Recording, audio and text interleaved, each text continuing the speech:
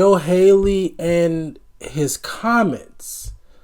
The only Bill Haley I know is Devin Haney's father, right? If you don't know what I'm talking about, boxing. But I'm sure a good portion of y'all don't know what I'm talking about.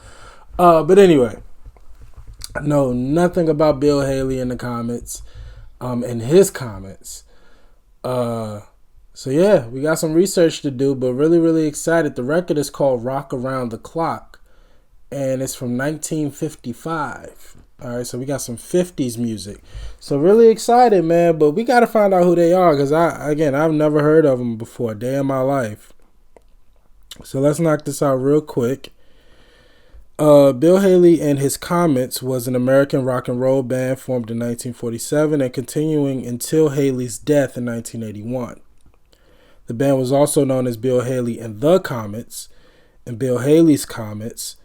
From late 1954 to 56, the group recorded 9 top 20 singles, one of which was number 1, and 3 were top 10. The single Rock Around the Clock was the best-selling rock single in the history of the genre and maintained that position for several years. Okay, so we talking about the creme de la creme. We talking about one of the biggest bands and acts of its time. All right, so now I'm excited. Origin, Chester, Pennsylvania. Damn, they were signed to a lot of record labels. I ain't even gonna go down the list, but just know, damn near every record label you can name, they were signed to them. Band leader Bill Haley had previously been a Western swing performer after recording a rockabilly version of Ike Turner and his Kings of Rhythm's Rockin' 88. In one of the first rock and roll recordings, Haley changed his band's musical direction to rock music. They went on to record hit versions of Crazy Man, Crazy, Shake, Rattle, and Roll. Just a bunch of records. Considered to be at the forefront of rock and roll during the genre's formative years, the arrival of more risque acts such as Elvis Presley and Little Richard by 1956 led the more clean-cut Haley and his Comets to decline in popularity. Got you. Haley would remain popular in Europe and go on to have a comeback as a nostalgia act in the 70s, along with many of his contemporaries. As of the end of 2014, 4 such groups were still performing in the United States and internationally.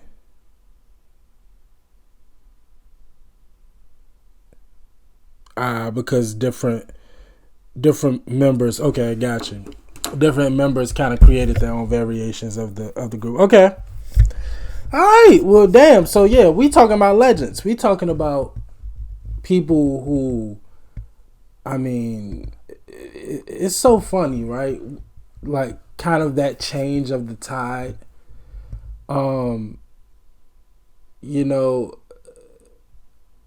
Basically from what I just read, these guys were probably just a couple of years too late. Well, I mean, it was going to happen regardless, right? Elvis and Little Richard and that style of rock and roll was coming anyway.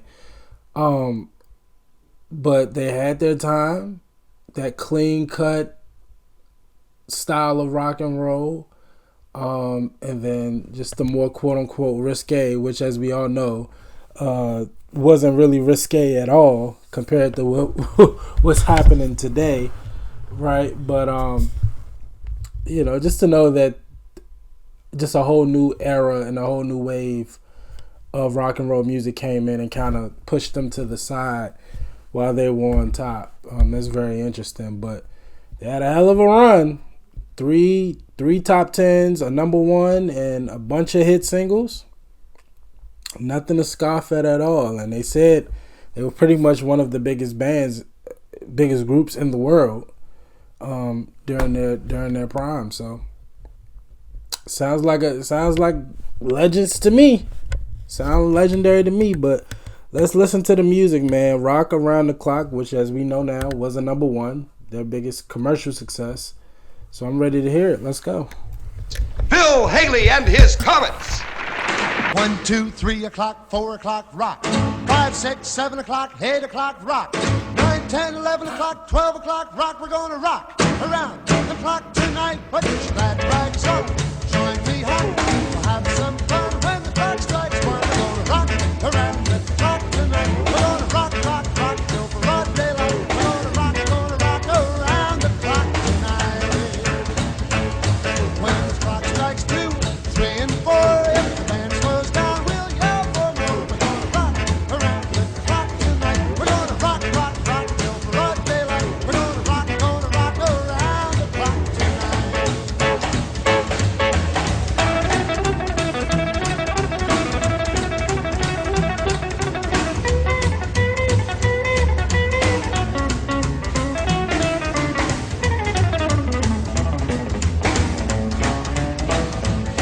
When the chimes ring 5, 6, and 7, we'll be right in 7th heaven. We're gonna rock around the clock tonight. We're gonna rock, rock, rock till broad daylight. We're gonna rock around the clock tonight.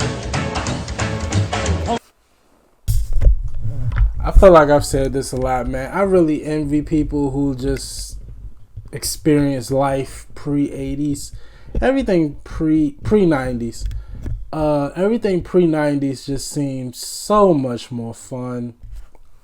Even though the technological advancements and advantages that we have today are just so beyond comprehension to anything in the 50s, right? But it just seemed like the 50s was just so much fun outside of, as a black man speaking here, just the blatant racism in this country. Just from an entertainment standpoint, it just seemed like it was so much fun. Just looking at this still, like just the diner, granted, you have diners today that are kind of set in the 50s today, right, that you could go to. But it just don't. I just could only imagine going to a diner in the 50s. It seems so. I don't know. It's just I envy people who got to experience it. But as for the music, they say. I'm assuming when they say risque, they're just talking about persona, right? Because they do have a very clean cut persona. Right, whereas with Elvis, he came in with the moves and the hips and everything. Little Richard, kind of the same, just a little bit more exuberant or whatever words you want to use. But with them, it's kind of just still like, just kind of stand there, snap kind of group, even though they're playing instruments. But what I was trying to say is sonically, the music it sounds like something I would have heard from Little Richard or Elvis. Maybe the subject matter is a little cleaner but even the subject matter, even the lyrics, they're about the same as a Jailhouse Rock or something. You know what I mean? Like it's not. So I'm assuming when they say the more risque acts, they're just talking about from a persona standpoint, but not necessarily the music, because the music actually sounds very similar. So that's interesting. I just noticed. I was like, this kind of sounds like something that I would have heard from Elvis or Little Richard. But again, they're not, whatchamacallit, suits. Which, by the way, his suit, that checkered suit look fire. That suit look clean. Even though it's in black and white, that suit look clean. But just not, no hip moving, no thrusting, none of that. Just, so. It's 8, 9, 10, 11, 2, how we going strong, and so are you. We're gonna rock around the clock tonight. We're gonna rock, rock, rock till broad daylight. We're gonna rock around the clock tonight.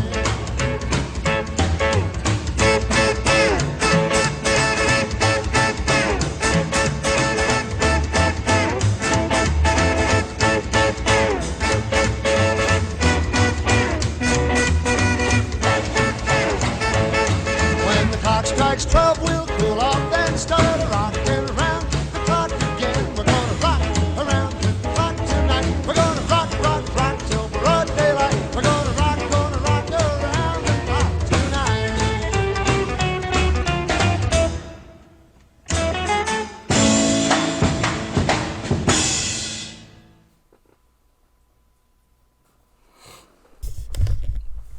Yeah, I like that. Oh, that suit is in red. Red and black. That's a bad suit, boy. Yeah, I like that. Again, it sounds very Elvis and Little Richard-esque, you know? So it's interesting. So, again, it sounds like when they say new risque acts, they're just talking about persona, right? Not music. But I liked it, man. I love 50s rock and roll. Just that doo-wop, early rock and roll sound is just so fun. It's so youthful. It's so jubilating. It's just a very fun sound that I could see why rock and roll exploded the way that it did in the 50s and very popular amongst the youth. It just even now it feels good. Like that kind of early rock and roll, it kind of feels good. It feels good to hear, you know. So 12-bar blues format written by Max C. Friedman and James E. Myers.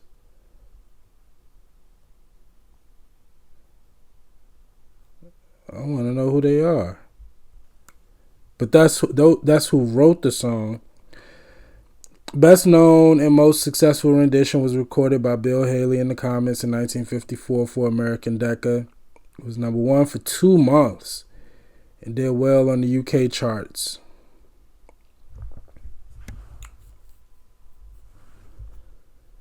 It was the first rock and roll record to top the pop charts in both the US and UK. Wow, I didn't know that. The recording is widely considered to be the song that more than any other brought rock and roll into mainstream culture around the world. The song is ranked number 159 on Rolling Stone's 500 Greatest Songs.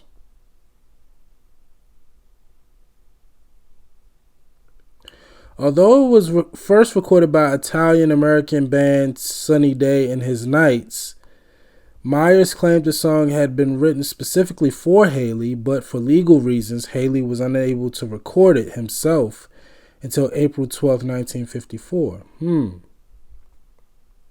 What legal reasons? Anyway, that's interesting. The original full title of the song was "We're Gonna Rock and Roll Around the Clock Tonight." Oh, so the whole line, not just "Around the Clock Tonight." Gotcha.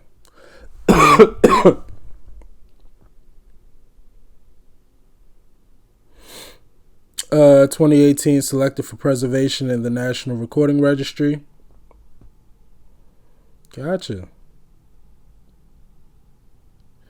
There are sources that indicate Rock Around the Clock was written in 1953, but documents uncovered by historian Jim Dawson indicate it was in fact written in 1952.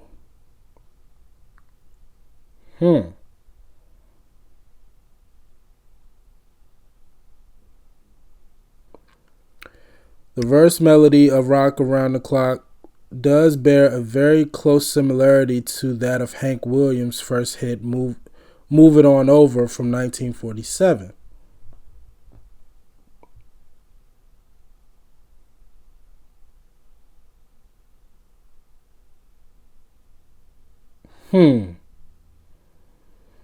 So now we just kind of getting into the just debate of the origin of the record. And, when it comes to that, man, while I am very intrigued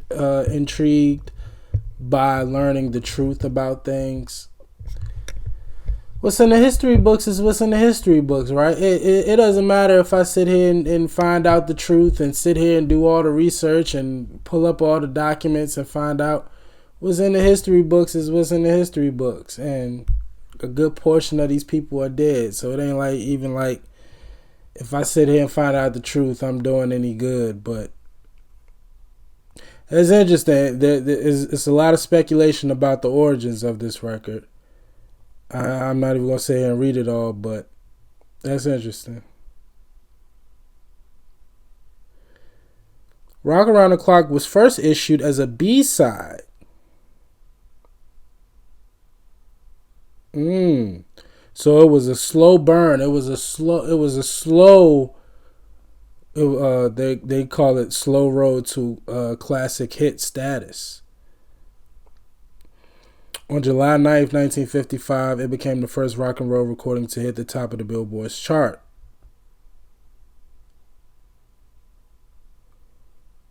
But wow, initially it was a B-side. You know, that's a great question that I'll end this video on is, y'all let me know, where would the world be without rock and roll? Just out of curiosity, what does the landscape of music look like if there was no rock and roll? I genuinely asked myself that the other day about hip hop and R&B. I was like, where would we be as a society? Because as we all know, music changes the world.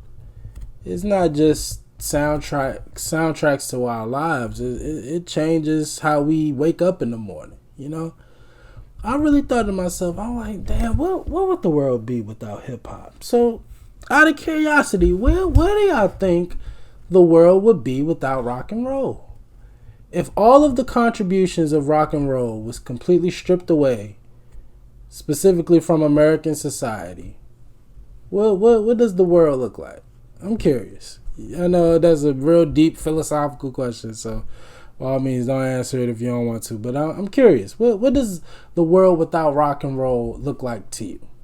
That's how I'm in this video. But this was a great record. I thoroughly enjoyed it. Again, just that early rock and roll, rockabilly style that I really like. I really, really liked. I really, really enjoyed it. And can't wait to hear more, man. We know they got a few more hits. So if y'all want us to check out those other Bill Haley hits, y'all just let me know. But like, comment, and subscribe. Don't forget the 75K giveaway.